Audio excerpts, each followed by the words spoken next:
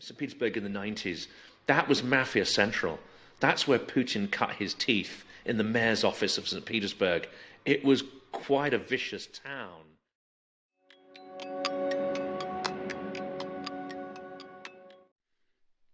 Thank you for viewing the Wiser Tomorrow podcast. If you're enjoying these conversations, please consider liking and subscribing if you're watching on YouTube, or if you're just listening, rating the podcast on your favorite podcatcher. Please enjoy today's episode, and thanks for tuning in.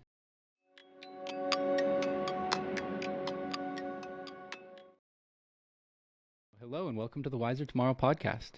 Today I'm here with Jonathan Fink, host of the Silicon Curtain podcast. The Silicon Curtain podcast, as Jonathan describes it, is a podcast about propaganda, digital disinformation, politics, corruption, hybrid warfare, weaponized conspiracy theories, social echo chambers, and digital dystopias, and specifically as it relates to the war in Ukraine. In only a short amount of time, Jonathan has spoken with some of the most knowledgeable voices on the war and related topics, and is himself a wealth of information and insight. From the history of Russia and the Soviet Union to the latest developments from the front lines, Jonathan expertly leads his audience to a deeper, more holistic understanding of the conflict and is among the best resources on the topic available online. So for those of you interested and concerned about the situation in Ukraine, I highly recommend checking out the Silicon Curtain podcast if you haven't already. And Jonathan, again, thank you so much for coming on. Well, thank you so much. This is the first time I've been on the other side of the microphone and being interviewed rather than being the person who was drilling other people with questions. It's a privilege to be the person to get to do that, and as we were just discussing, at a time where you hit 10,000 subscribers and 100 videos. So it's a pretty big moment. Videos, yeah. 100 videos on Monday. That's one with Ed Lucas, who's an extremely well-known journalist. He was pretty much one of the first journalists in the world to point out that Putin might not be someone we could actually do business with, years ahead of many others. He's also now entered politics, and one of his policies is to try and clean up the kind of corruption that we saw in the City of London, both legal and illegal corruption, that actually enabled Putin's gangster state to really get its claws into the West. How much of that would you say is already cleaned up? Because I saw that was one of the first things that I saw being heavily reported kind of towards the beginning of the war, is highlighting the issue of money laundering and the like in London. So is that actively being cleaned up already, or? I mean, I'm not an expert in that field, but listening to a couple of people talk about it, I would say that, yes, some big, highly visible moves have been made to try and stem the most corrupt money. But I think the tricky thing when you're dealing with oligarch money is, money finds a way to sort of slightly pervert that sort of Jurassic World phrase there. And we heard only this week that Roman Abramovich managed to get most of his money off the island and out of the clutches of the government ahead of sanctions. So whether by design or incompetence, I think a lot of the more wealthy Russians would have been able to get their money out of the country. And, we're not in a phase, I think, where oligarchs have a bunch of new money to invest. They've lost a fortune as it stands. The big question is going to be whether the current measures in place are enough. And actually, one of the big fears that many people have, and Ed Lucas is one of those, is that as soon as Russia is defeated in this war, comprehensively, very quickly, Western governments, financial institutions will seek to normalize relations with Russia. And all the stuff that, we're talking about in the podcast, all the stuff that people are becoming aware of is that Russia is not like the West. Its government is not like the West. It's dangerous to try to normalize the situation and to think that somehow Russia is just like a normal country that's gone ever so slightly awry and a little bit of tinkering here and there, and we can welcome it back to the civilized nation in a family of nations. I mean, we have to, I think, bear in mind that the aggression we're seeing at the moment, the extreme brutality, is not unique. It's not the first time in that country's history it's done that. It's not a bug, it's a feature, as they say. Yeah, absolutely. And one of the topics I do want to hone in on is sort of imagining post-war Russia and post-war relations between Russia and the West. But before we do that, I want to just get to a little bit about you and your background to sort of set the stage. And this is something we talked about leading up to our talk, is that there are many people in your audience, myself included, who are keenly interested to learn a little bit more about you and how you got so interested and knowledgeable on these topics, and ultimately what led to you creating the podcast. So if you could detail your background, that would be great. Yeah, absolutely. Without giving too much away, because as the podcast grows, then I don't have a particular set of trolls at the moment. But there'll come a trigger point Inevitable, where yeah. there'll be a lot of trolling, and I think people like Ivan Stradner and some of the people I've interviewed, they've been living for years with a big entourage of trolls following them, doing all sorts of despicable things to try and make their lives hell. So that's something to look forward to. No, my background is that I studied Russian a long time ago, and I went out to Russia ostensibly to try and decide whether to change my university course from history and English to study Russian, and that was in 1992. And it was at a pivotal moment in Russia's history. The putsch, as it were, against Gorbachev had happened the previous year. So when I got to Russia, there were still some leftover barricades in the streets and the sort of detritus of what had been a fairly sort of mass uprising. A little like, Euromaidan or the Revolution of Dignity. Russians did have their own moment on the streets. And this sense of sort of mass unity, not wanting to go back to a sort of Soviet dictatorship. The irony is, 30 years later, that's exactly where we've landed back. And it was the year before the White House or the Parliament rebelled against Yeltsin, and he sent the tanks into Moscow, where they actually shelled their own Parliament building. Extraordinary scenes of sort of chaos. And I decided, yeah, that's the country for me. Why not? So I changed to do Russian. I remember, going into the what was called, this was Edinburgh. So I studied at Edinburgh. And I went up to the 13th floor of the tower, which is the Humanities Tower. They pulled down a beautiful Georgian square to build this sort of great big monstrosity, 13 floors. And the Russian department was on the top floor. The Polish department was on the floor beneath it, and the German department was the floor beneath that. And while I was there, the German department took over control of the Polish department first, and then they took control of the Russian department, and you can imagine the kind of jokes that were going on at the time.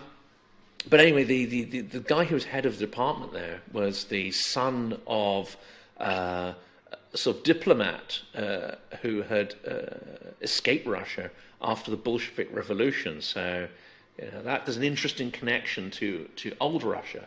And I said, look, now I want to change my degree. I want to come and do Russian. And he said, fine, we take anybody, but what you need to know, and there's a nice phrase in Russian, "не для всех," which means, it's not for everyone.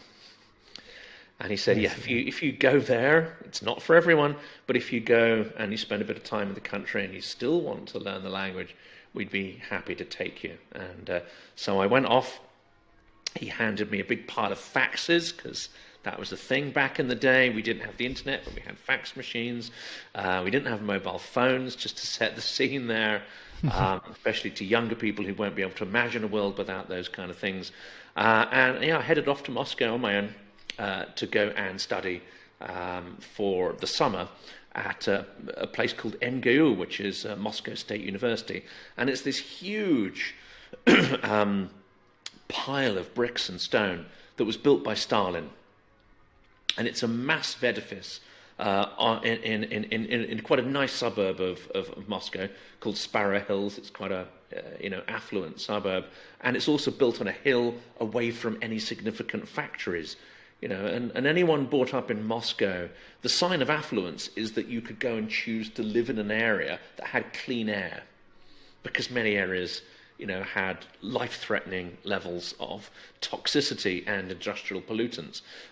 So, living in an area like Sparrow Hills, going to the university, that was a sort of privileged kind of place to be. And it was a very different world there in 1992. For a start, many of the state-run shops were empty still. The capitalism was just sort of kicking off, and what that actually meant is that people were coming and bringing things to sell on every street corner, laying out a little towel or a blanket on every single street, next to every traffic light, and just sort of hawking their possessions. So an extraordinary kind of period in Russia's history. That process was eventually formalized, so people were stopped for selling all their stuff on the street, and then they built sort of kiosks, which was the next stage of sort of market economy. And then at some point the kiosks were all banished and moved into sort of shops and the sort of retail function that we sort of recognize. But it's this extraordinary period of the first taste of a sort of market economy, and of course absolute chaos, because at the time wages were extremely low, $20-30 if you were paid. A month would have been the average salary, not a week or a day, but a month. And even there, that's not going to buy you an awful lot. And many people like teachers, miners, etc., weren't even being paid on time. Pensioners weren't being paid their pensions. So even that pittance wasn't actually entering people's pockets. So what many people were doing, including the sort of teacher who was teaching me Russian, they'd go to their country house, their little sort of wooden shack or whatever in the countryside. Many of them are very neat, very nice, brightly painted, beautiful little wooden houses in the countryside. And if you had access to one, either directly or through friends, you'd go and you'd grow food. You'd grow crops that basically would allow you to survive. And then you'd bring them back, trade them, or top up your wage, or whatever it happened to be, or just get vegetables that you couldn't find in the shops. And that was the kind of state for many people of Russia in the 90s. It changed fairly quickly. So if you had a brain, an education, and an entrepreneurial streak, then you'd still start to get on a bit better than that. But you can imagine the kind of economic shock from tens and hundreds of millions of people being entirely dependent on the state and having, you see videos of the Soviet Union of people queuing up, and there weren't that many things in shops, etc. But nonetheless, to go from a relatively stable, predictable sort of income to the kind of survival chaos that we saw then. I mean, that's when I went there first and started learning Russian. And then I traveled back through the 90s. Part of the university degree was having to spend a year abroad, so I chose St. Petersburg to do that. But I'd go over it a couple of times a year, all the way through the 90s, really, traveling, studying, and so on. Back then, we had fairly generous grants. You could take a student loan, but you could also get a grant, so that helped to pay for a lot of the travel. Students these days don't have access to those kind of funds, and they have to fund their own courses as well, so they leave university in massive debt. We were very lucky that, at the end of 4 years, or in my case 5 years of studying, I didn't have any debt at that point. I mean, obviously that changed over the years, and you accrue lots of it, but at least it didn't, start from university. Yeah, well, it's good that you came out of it at least not so debt trapped. It's better to get the debt later than earlier, for sure. Yeah, so first of all, as a foreigner in the country at the time, did you experience the same? I mean, I imagine that the university was helping to provide for you so that you were also not joining those several-hour queues. How was it like as a foreigner during the 90s? I mean, at that point, there weren't queues anymore. It was just, if you had ready cash, you could buy stuff, or you could find a way to buy stuff. So I'd go along with my what I thought was fairly meager funds, and I'd go along and go to the Western supermarket and buy some milk and eggs and whatnot. So I wouldn't have to queue up, and I'd pay over the odds for those sort of things. Also, that first trip was quite different. I went with very little funds. I had like $300 basically for what was a 6-week trip. which these days, that would be gone in a couple of days. Yeah. But I managed to eke it out over 6 weeks, because the idea was like, basically my parents said, like, that's all the money you're getting, and when it runs out you have to come back. They were kind of hoping I'd blow the lot and have to change my open-ended flight to come back after a week or so. But no, I managed to eke it out over 6 weeks, and I arrived back the day before term began of the new term of university. And that was kind of, I would call it going in at the deep end, because I didn't speak the language, I didn't know anyone there. I knew Russian history, but I didn't really know anything about that. So that was fairly intense, I have to say. But that was, I think, an important experience. Seeing a country in transition like that, and then subsequently, sort of 3 years later, then spending the entire year in St. Petersburg, and that was the height of. St. Petersburg, when you tell Russians, like, where did you live? St. Petersburg in the 90s, that was mafia central. That's where Putin cut his teeth, in the mayor's office of St. Petersburg. It was quite a vicious town. I mean, you wouldn't know it as a Western student who only met kind of students and intellectuals and whatever. I hung out with sort of the intelligentsia, as they were called. You don't really get to see any of that mafia stuff, and they don't really touch you. They leave you alone because you don't have the kind of money they're interested in. So you didn't really get to see it, but you would read in the papers, I would say sort of Godfather level stuff on a weekly basis. I mean, there was one story in the paper about a mafia guy who did a hit on one of his rivals, and they cut off the guy's head, boiled it, and left it on top of the cathedral steps. Now that's some modern day cartel stuff, I suppose. That's pretty intense stuff, and you'd have people blown up all the time. There was a restaurant. I didn't go to restaurants because I couldn't afford it during my year out there, but I had some slightly better off friends. I'd go to the sort of dingy cafes rather than posh restaurants. And this guy, they'd go to this place which was a really posh Western hotel. A lot of prostitutes would hang out there. That's not what they went for, just to emphasise that. But if you went there on a Saturday morning, you'd get I think it was called a sort of champagne brunch, and you could pay a fixed fee, and you could eat and drink as much as you liked. And of course, that would appeal to a lot of Western students. I mean, not that much money, like $30 or whatever. To me, that's too much, but they'd go along and do that.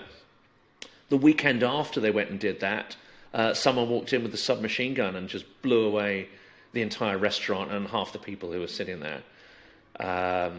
Again, with some sort of takeover or a hit or whatever.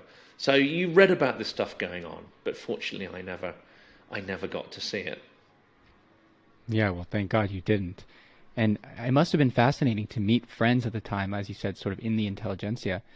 What was their sentiment at the time? Because these are people who are in a very particular social class within Russia, but we're still ultimately behind the Iron Curtain. Yeah. So what did they feel at the time? Well, the Iron Curtain had come down at that point. I think that was the key distinction, and it depends what generation of people you spoke to. If you speak to, at that point, their parents, who now would be grandparents, they would, if they were in the intelligentsia and they hadn't done very well in the Soviet Union, like if they weren't in the party or whatever, then they might have felt relatively positive. Okay, things were hard to buy or whatever, but they could read books, they could say things, they could do things that they couldn't do before. They might even be able to privatize their apartment because, again, most people who were living in a state-owned apartment could pay a nominal fee and the apartment was theirs. I mean, they still would have to pay for utilities and so on, so they'd still complain about it. But I think at that point they wouldn't have realized, what you have to go through to own, let's say, a sort of 1, 2, 3, 4, or whatever bedroom property in the West. If you're going to pay like $100 and the thing's yours, that's quite a nice deal there. So a lot of people were able to sort of privatize their apartments. But it depends. If you speak to the older generation, they would have said everything's better in the past, or this rose-tinted spectacle kind of thing. It also depends who you were in society. If you were living in one of the main cities like Moscow and St. Petersburg, the chances are you would have access to more consumer goods than someone out in the provinces. You'd have a different perspective on what the Soviet Union was like.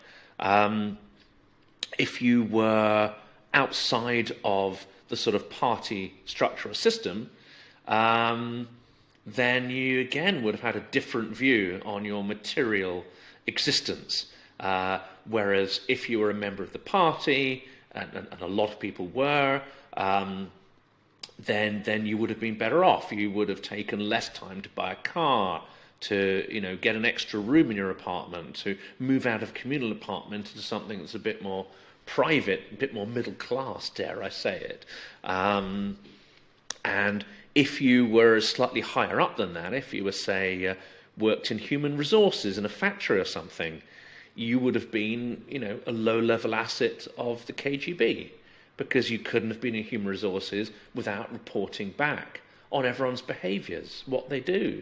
You might even have to rifle through the bins or whatever, or just report on office romances or whatever, so that people could be, blackmailed or goodness knows what. So there's this whole kind of hierarchy, and where you are in that hierarchy, how you, I would dare say it, kowtow to the party and the authorities would very much define your material luxury, so to speak.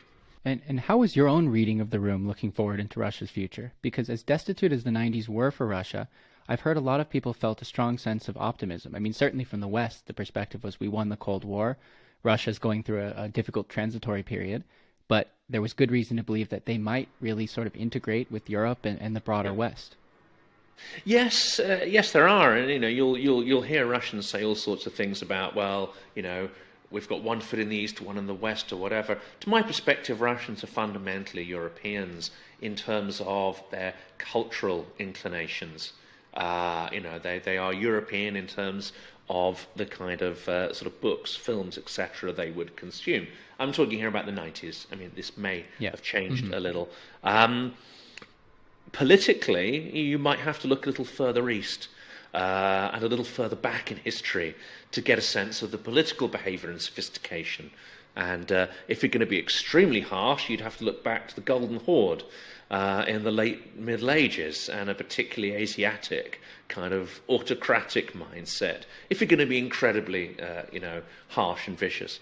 And I think last year people would have censored me for saying that. This year, maybe not quite so much, as you've seen the brutality of Russia's invasion. But coming back to that point about optimism, the people I was hanging out with was people of my own age who are in their late teens, early 20s. And for them, it was very different. You would have spent your early childhood in a society that had a very limited access to Western films and books. But it wasn't across the board. Certain writers were allowed. Certain writers who perhaps said nice things about the Soviet Union, who were perhaps had connections with the Socialist International, and some writers were just chosen for bizarre reasons. Sometimes there's no rhyme or reason as why a particular author was popular. Like there was one who, as far as I could tell, I don't know what connection he had with socialism, but someone called Galsworthy, an English sort of, second-tier author of the, I think, 19th century. Actually, I have no idea, because I've never read a single one of his books. But everyone knew it. Everyone could quote it. And they quote it back at you like, what do you think of his book? What do you think of this character? I've never read it. I've never heard of it. Who the hell's that? So very selective access to Western culture, often with a political bias. They would have had access to a lot of Italian films and some French films, because again, there's a very strong sort of socialist connection in those countries, and Germany as well. The countries that were a little less harsh in their relationships with the Soviet Union than, say, the Anglo-Saxon world was. But suddenly in the 90s, you're suddenly exposed to the full breadth and weight of Western literature and culture. Suddenly, it's like, you go to the movies and a great movie, you have to see a lot of crap movies, don't you? And occasionally, a good one will come out. Imagine every single great movie of the last 50 years and you suddenly get access to them, literally over a weekend. There's enough time to watch them all, but you have this sort of cultural shockwave of literature, cinema, etc., perhaps art to an extent as well, and that certainly created, I would say, a degree of vibrancy amongst the intelligentsia of my own age, people in that kind of age bracket, and of course the discovery of music, like a whole range of music as well, unlocked suddenly. Because you had to go to quite a lot of effort to access these things in previous years. You'd have to have Samizdat literature, you'd have to get under-the-counter, tapes. There was a risk accompanied to that. Often the quality of those recordings was really poor. Sometimes the Samizdat's books would actually be typed out. Someone would actually have what used to be called carbon paper, where you type something out and it makes 2 or 3 copies, and the bottom copy is barely legible. That's how people would have consumed a lot of Western literature. And then suddenly you've got it in actual translation, and you've got it in proper printed and bound editions. Maybe terrible quality paper, but you've actually got something that's easier to consume, and you won't go to prison if it's discovered. Yeah, that's a key detail for sure. Full circle. 30 years later, I've seen some memes shared of Russian authors and Western authors on sale in Russian bookshops, but the books are wrapped in brown paper. So you actually have to buy the book. You have to know what book you want, because they might write the titles on and it might have a sort of serial number, but basically the restricted, almost tons and tons of stuff is now in the so-called restricted section. And you obviously have to make a point of going and buying it. So that's a risk, because you're being filmed while you do it. And each one comes with a label saying, basically this author is now considered an enemy of the state. It's Orwellian. It's absolutely bizarre. It's strange that's a strange middle ground to strike in my mind, because you'd think if that was sort of the level that it was perceived as, they would just outright ban the sale of the book, or the book salespeople would just not even go that way. But they're still willing to say, here's sort of a gray area for access. Well, is it gray, or is it a scary area, which is like, yeah, true, you can come in and buy it, but we'll know who at you your are. own peril. Yeah. It's essentially just a data collection means. It's interesting. Yeah, it could be. Yeah, it's scary. And I did speak to, a lot of the people I've spoken to on the channel that I set up, and I guess we'll come in a minute to, why I set that up. Many of them, of course, are sort of writing from the perspective of having been to Ukraine, or are analysts who've been to Russia in previous years. But I've started to interview people who have a more direct connection, because I think it's kind of interesting to understand what's going on the ground. And a podcast that hasn't gone up yet, but someone I spoke to earlier today has been in Georgia trying to get a sense of what's going on the ground amongst the sort of Russian diaspora, or the those fleeing conscription. And I spoke to a journalist last week who's actually spent a lot of time in Moscow last year. And I think it's kind of fascinating to get those first-hand accounts rather than the more sort of analytical stuff. You really get a sense of that sort of history in the making. Definitely. And I assume you're referring to Owen Matthews, if I'm not mistaken? Yeah. That's the one, yeah. That was actually one of the most thrilling conversations I've had, because he's an extraordinarily sort of well-read and well-travelled, but also having that sort of first-hand connection with writers, journalists, friends, etc. And also I believe his heritage is part Russian, part British in terms of his ancestry. And I think that creates a really interesting perspective on things. Definitely. That was one of those episodes where you sort of just hang on every word. And as you said, he has such an interesting sort of interdisciplinary background that gives him a very unique perspective on the entire matter. Yeah, absolutely right. And you get the same with Ukrainians because, one of the things that I've done, and I guess this leads into the channel, one of the things I really wanted to do with the channel is to get as many Ukrainians onto it as Westerners.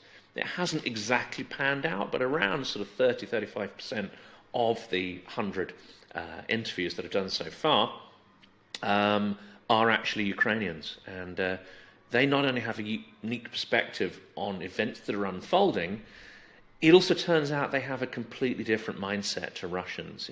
They think differently, they rationalize differently.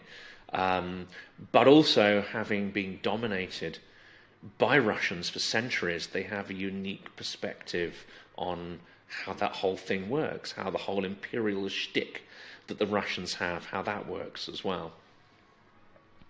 And have you found that there's a lot of disagreement between Ukrainians who you've spoken with, or is it something where it seems like all of the Ukrainians have sort of the same lived experience and there's a very clear answer from their perspective? Yeah, none. Almost no differences at all. They almost all have the same kind of understanding of what's going on and how things work. Obviously, I haven't spoken to people on the ground in Donbass. Let's flag that up there. I mean, everyone I've spoken to is either in the country, in the west of the country now, or has left the country. But originally, they're from all over. So there are people who fled the Donbass in the first Russian invasion.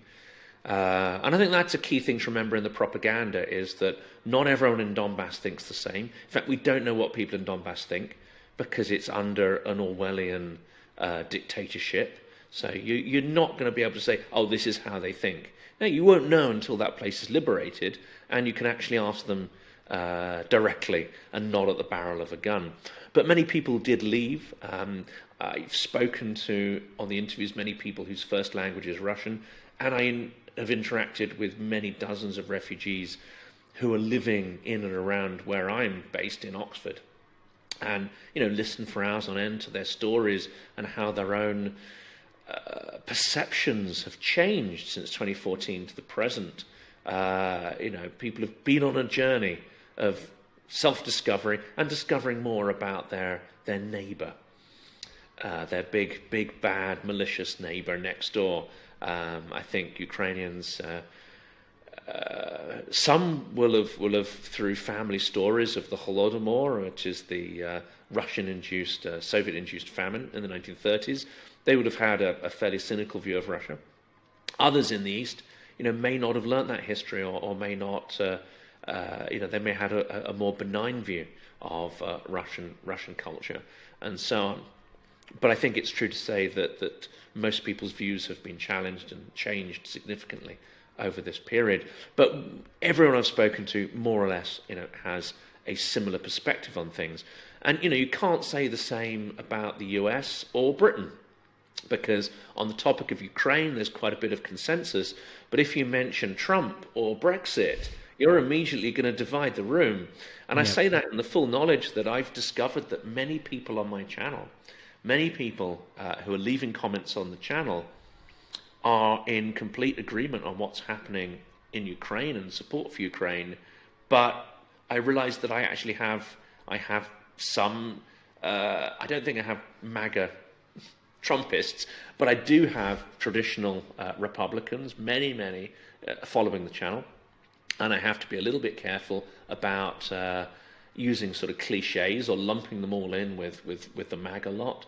I even have quite a few, defending Trump and conservative values, even though, they're not on the complete loony fringe. So I think I've learned to be a little bit careful. And I have a lot of Brexiters also who like and appreciate the videos.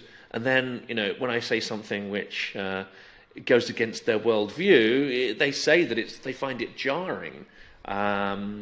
So Ukrainians are not divided in the way that we are in the Anglo-Saxon world.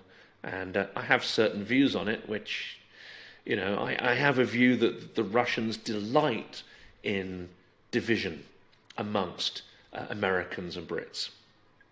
and they delight in it because it makes us weaker as societies. Absolutely. I think that's a big and an active part of their plan for sure. And I think this is probably a little bit more prevalent in the US as compared to the UK. But what I find interesting is how many people have essentially fallen for the Russian propaganda and begun to say, the US and the UK and let's say NATO is just a puppet of Zelensky. And that this is business of Ukraine and Ukraine alone, or at the very least, it's a mainland Europe issue. But I just don't understand how they can't see the bigger picture there, because obviously the Ukrainians and much of the West is going to argue that this is much bigger than Ukraine. This is a fight for democracy. This is a fight for Western values, and it won't stop at Ukraine if it is not stopped at Ukraine. We don't have too many of those, fortunately. I mean, there are a few contrarians, there are a few grifters, there are quite a few on the extreme left who for some reason still seem to think that Russia is the Soviet Union. It's not. It's a mafia state. There are also those on the hard right. So there will be a few who subscribe to, I think is it called Grey Zone? I think I know what you're talking about. Yeah, and it openly says on it, we're a platform for the extreme right and the extreme left. I mean, apart from your love of tyranny and dictators, what actually unites those people? It's absolutely bizarre. We have fewer of them. There's far more of a consensus in supporting Ukraine. And this is the kind of interesting thing. I mean, Johnson is not my favorite political character. And I could say some I can say some things about him. Nonetheless, on Ukraine, he did show extraordinary leadership. You could question his motives for doing that, but he's gone some way to I wouldn't say rescue his reputation, but he's gone some way to rehabilitate himself by showing such strong leadership and being the first person out of the Western alliance to really take that step. It's possible that if he hadn't done that, then the US and Europe would have been far more reticent in supporting Ukraine, and they might have lost. So I think that's incredibly important to recognise it. Also, Britain's support for Ukraine seems to have brought people back together again after the deeply, damaging split in Brexit. And I think that's been quite an interesting process. It hasn't solved any of the economic damage, because that's still a disaster, but it may have at least shown people that they have a common enemy and they have a little bit more in common.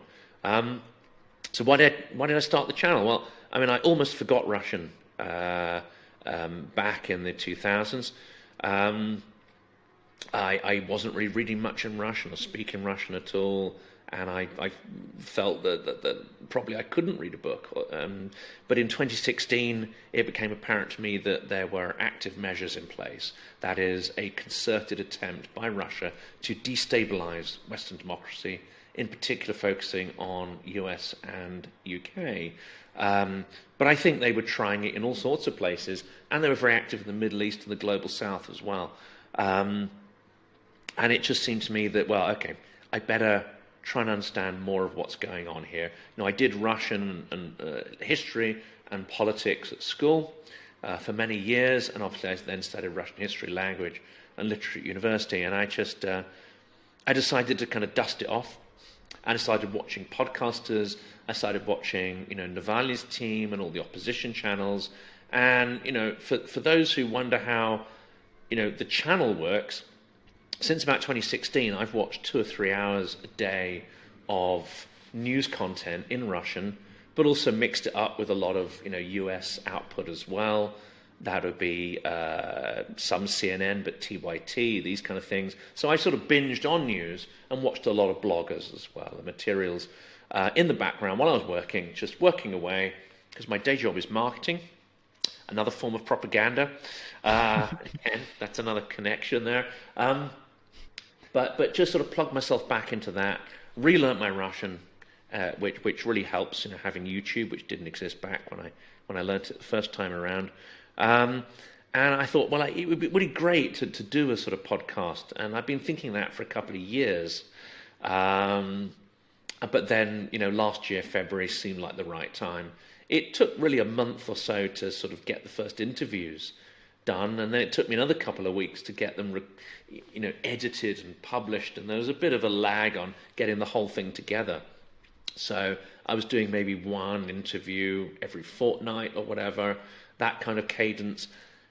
But that built up over the year, and I got less fussy about audio quality, and I'd edit them up and slap them onto YouTube within an hour or two of actually doing the interview when I felt it was still fresh and raw. And I'm doing about sort of 4 or 5 a week at the moment, which is exhausting. It's exhausting, but it's amazing, and it seems like you got it down to a science now. And sometimes it's interesting, to wake up one morning and see, maybe 2-3 episodes back to back. That's always a bit of a treat. Yeah, and bear in mind that is on top of a day job, because I can't record them. I can't be seen to be doing this when I'm working. So it's evenings and weekends. And that includes, writing the scripts, researching. So again, the first interviews, I would spend a couple of days in terms of, man hours, researching it, agonizing about the questions, writing the questions out in longhand. Then I'd record them and I'd scrupulously edit them, because the first few required a lot of editing because, a little bit hesitant or whatever. And the microphone was fairly poor as well. Now it takes me about an hour to research each one, and I can go and I can take questions from different interviews. I can rework them very quickly, make them pertinent to what's actually happening now. So it's about an hour to do the full kind of research and questions. I used to produce about sort of 6 times more questions than I could actually ever ask. Mm-hmm. Now it's about 50% more. So I tend to get through about half the questions that I've asked, and I tend to go with the flow of what someone's saying. So I'll sort of, okay, well, this question's much more relevant to where this conversation's gone. So it takes about an hour to research up each one, takes an hour to record them, and then an hour to edit, publish, add the description, the closed captions, all that kind of stuff. So you're looking at a 3 to 4 hour nose to tail on each one. Nonetheless, if you're doing sort of 3 or 4 a week, that's adds still, up. And you can't do it during the day. So it's sleep. So, that means I can only sleep sort of 4 or 5 hours a day, which is, on the days I'm doing the podcast. Yeah, well, it's admirable for sure, and hopefully, at the pace you're going, you'll get to focus on this full time. I mean, I imagine that would be the goal, and it could be, yeah, and don't mention that to my employer. They won't like that at all. I think realistically, it's a good year away at least. What you want to do, and this is one perhaps for people who are thinking of podcast. Monetization, I think, is kind of patchy, and YouTube doesn't generate nearly as much money as you think it does, and you have to. I believe now, from doing this for a while, I think you have to hit a certain threshold before the algorithm starts surfacing you in the on-site search. So I think you have to put a lot of graft in before you hit that kind of trigger point. And as with making money in authoring, I imagine that it's only a small percentage of YouTubers actually can make a living out of it. And then there's another sort of 10-15% who supplement their living, and the majority don't make 2 beans, enough for a coffee every now and then. But because monetization also is a fairly dodgy kind of thing, my game plan is to create a second channel, which will be sort of direct-to-camera kind of stuff, shorter clips, another kind of format to bolster the initial format, and then a third channel on a completely different theme. That's going to launch sort of in a couple of weeks' time, and it's much closer to your kind of format. After stealing your format, it's going to be about. Welcome. It's going to be about looking at. This is going to sound sort of quite, arty-farty, I guess, but it's going to be about looking at concepts of the future in the past. So being able to bring in sort of science fiction, futurology, and history, and try and re-examine what happened in the past and what people's perception of the future was, and what happened in the past and how it affected the future. So it's a fairly broad kind of format, but much more of a sort of arts, humanity-based thing. Again, it's going to be an interview-based format, because that's I feel more comfortable with that, and it requires limited editing. That format will probably require some images to be posted in and a little bit more visuals. But basically, I think if you're going to turn this into a career, I think I would have to have several channels, and I would have to have those channels exceeding my official income before I'd feel in any way comfortable, moving or transitioning. But for me also, it would be the opportunity to perhaps shift to writing.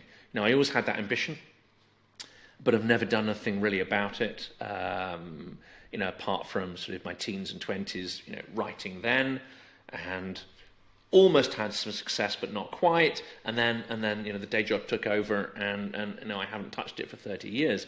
But again, this would offer opportunity to do this podcasting, but also to have a crack at the writing game, And I think writing is something you can come to later in life.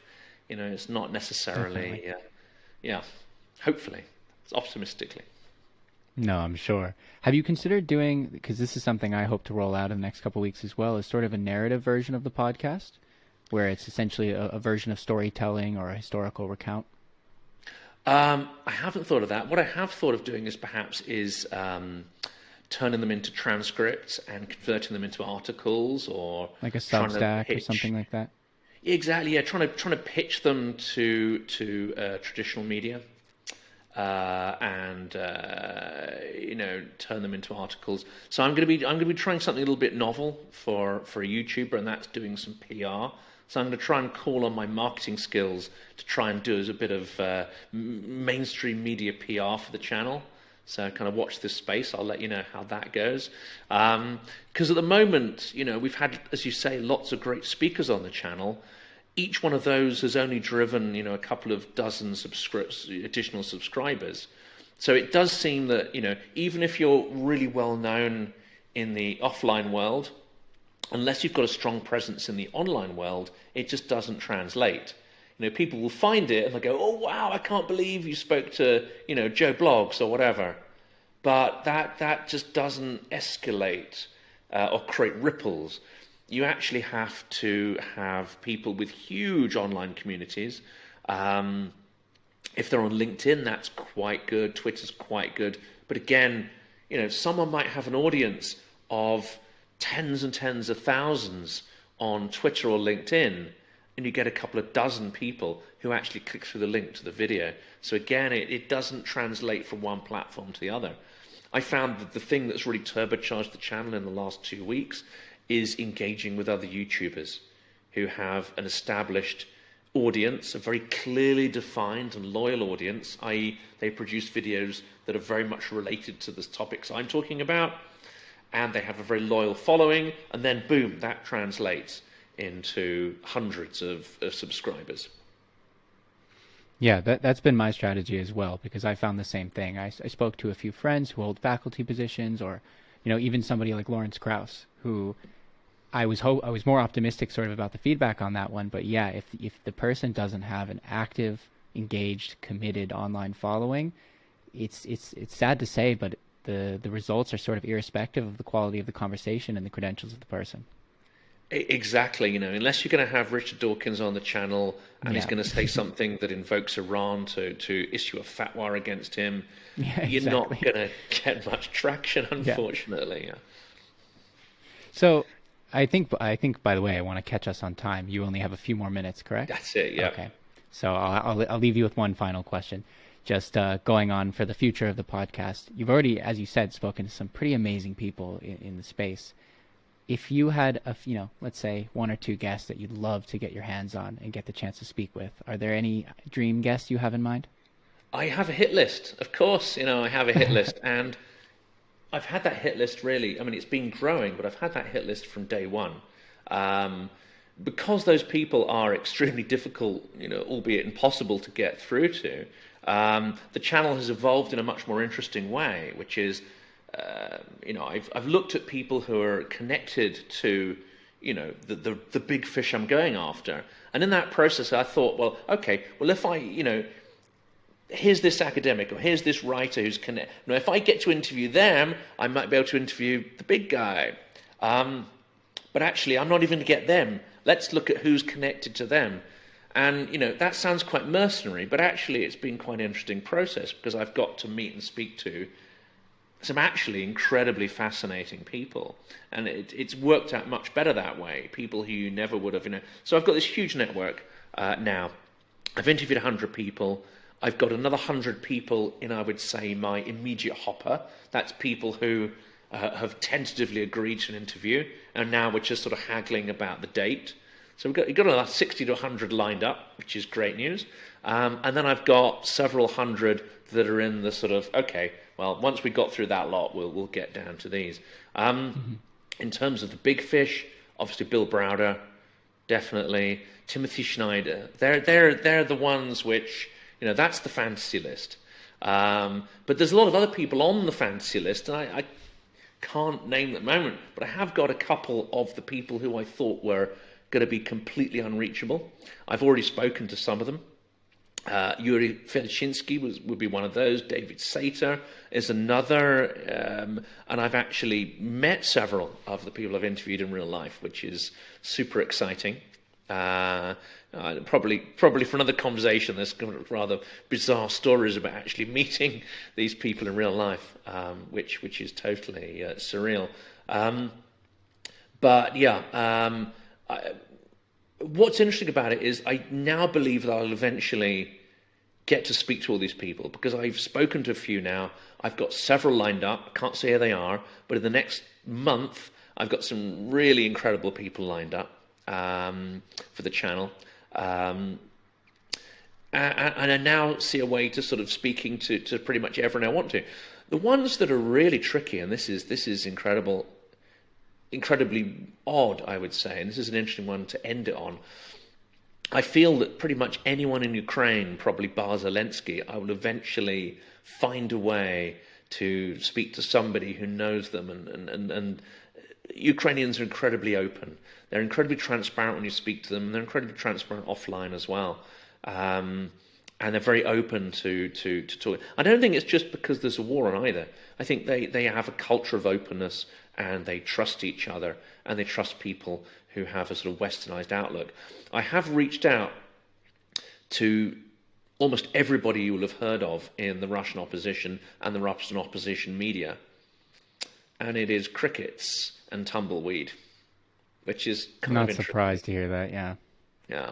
Okay, well, I will be waiting in anticipation for the future episodes, and I have a feeling I have an idea of some of the people you might be referring to, but we have there's so much I'd like to get to speak with you about. So if you're available in the future for another conversation, I would love to dig deeper into the war itself and discuss some of the details.